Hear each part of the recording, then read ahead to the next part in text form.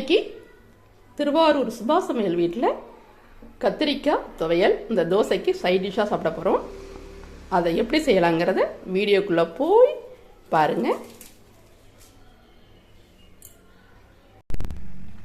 இந்த கத்திரிக்காவை கட் பண்ணதுக்கப்புறம் தேவையான பொருட்களை பார்க்கலாம். கத்திரிக்காவை இந்த அளவுக்கு பொடிசாக கட் பண்ணிக்கிட்டேன். அடுத்தது கத்திரிக்காய் துவையல் செய்ய தேவையான பொருட்களை பார்க்கலாம். இந்த அளவுகளை கடாயில் வதக்கும் போது சொல்கிறேன். வாங்க கிச்சனுக்கு போகலாம்.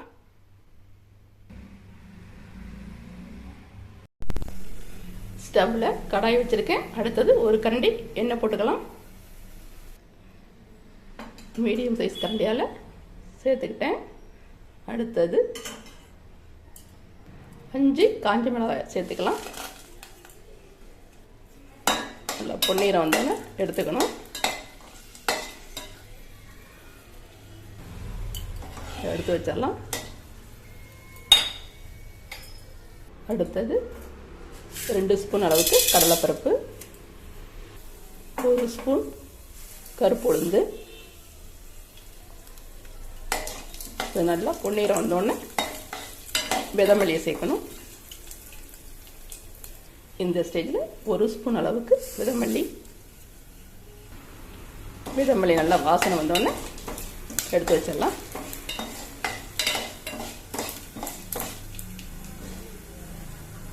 இந்த ஸ்டேஜில் இதையும் எடுத்து வச்சிடலாம். அதே எண்ணெயில் 5-6 சின்ன வெங்காயம் கட் பண்ணியிருக்கேன். இதையும் வதக்கிக்கலாம். சின்ன வெங்காயம் பாதி அளவு வதங்கும் போது கத்திரிக்காய் சேர்க்கணும். சமையலோட பேசிக் தெரியணும்னா திருவாரூர் சுபா சமையலை சப்ஸ்கிரைப் பண்ணிக்கோங்க. உங்கள் ஃப்ரெண்ட்ஸுக்கும் உறவினர்களுக்கும் ஷேர் பண்ணுங்கள். இந்த ஸ்டேஜில் கட் பண்ணி வச்ச கத்திரிக்காய், அது கூடவே கல் உப்பு இந்த அளவுக்கு சேர்த்துருக்கேன். இதையும் சேர்த்து நல்லா வதக்கிக்கணும். இது வரைக்கும் கத்திரிக்காய் துவையலை ட்ரை பண்ணலைன்னா ஒரு வாட்டி ட்ரை பண்ணி பாருங்கள். செமையாக இருக்குங்க. இட்லி தோசைக்கெல்லாம் சாதத்துக்கும் பிசைஞ்சு சாப்பிடலாம். அந்தளவுக்கு செமையாக இருக்குங்க.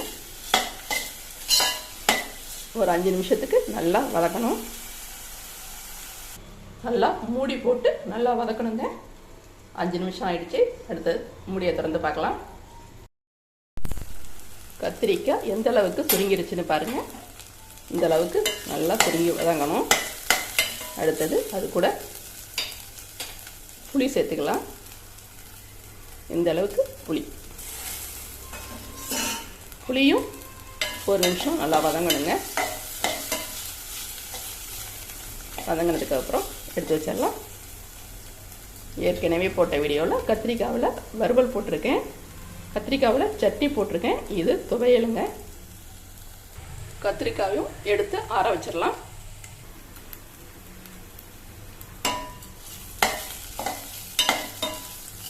எடுத்து வச்சிடலாம். ஜாரில் சேர்த்துடலாம். கத்திரிக்காய் துவையல் இந்த அளவுக்கு வந்திருக்குங்க.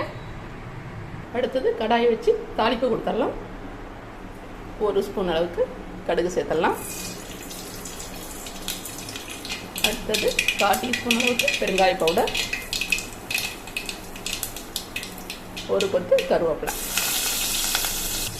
துவையலை சேர்த்துடலாம். கத்திரிக்காய் துவையலை பார்க்கும்போதே செமையாக இருக்குல்ல. இன்னும் இட்லி தோசைக்கு சேர்த்து சாப்பிடும்போது இன்னும் சுவையாக இருக்குங்க. திருவாரூர் சுபா சமையலை பார்த்து லைக் பண்ணுங்கள், சப்ஸ்கிரைப் பண்ணுங்கள், கமெண்ட் பண்ணுங்கள், ஷேர் பண்ணுங்கள். மீண்டும் அடுத்த ஸ்பெஷல் ஐட்டத்தோடு நம்ம சந்திப்போம்.